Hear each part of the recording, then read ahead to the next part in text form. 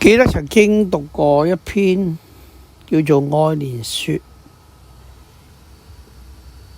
呢篇文章入邊，特別有一句說話非常之深刻，就係出淤泥而不染，作青年而不妖。所以我哋生活喺呢個世界，好多時未必要同流合污。如果你唔同流合污咧，你就會被排擠。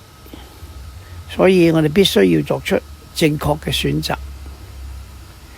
耶穌喺今日嘅福音之中，特別話俾我哋知，佢亦都唔能夠被呢個世界所容納。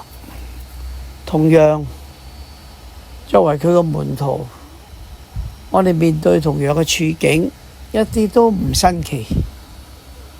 所以我哋必須自己要懂得點樣立身處世，以耶穌作為我哋嘅榜樣。